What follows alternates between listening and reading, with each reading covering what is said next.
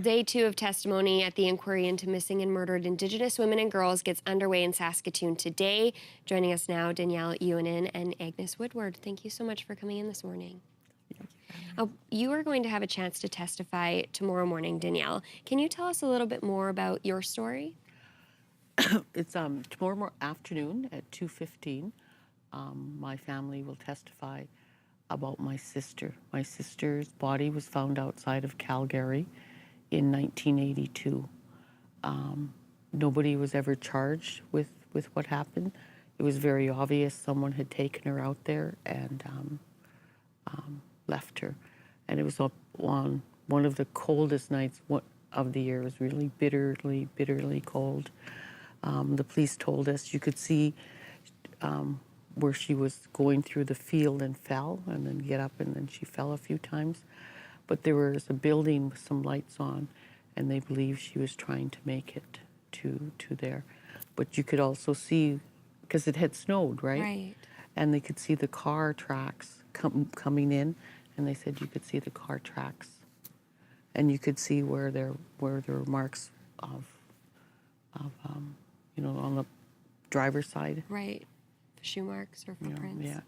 Now, And she was obviously must have been in the back seat because there was no marks on the oh, I see. passenger. So what does it mean for you and your family to have this opportunity to have your voices heard on a national level? For my family, before we, because there had been lots of action and awareness was being created about the murdered Indigenous women and girls, transgender and two-spirited, that for us, it's about trying to make things better. The policy and legislation that has affected, that has ruled Indian people's lives, First Nations people's lives, for 150 years, our family has felt the impact of that. And that we're hoping by telling Lainey's story that with all the other families, that we can bring change to some of those policies and legislation and make things better. That's our family's intention. And Agnes, you're here to support your mother and her sisters as they share their story. Yes. But this isn't by any means just your mother's generation. This isn't a generational thing. This is something that is continuing through your generation, and it needs to have an end before it reaches the next generation. Right, right. So what are you hoping, I guess, comes out of this inquiry?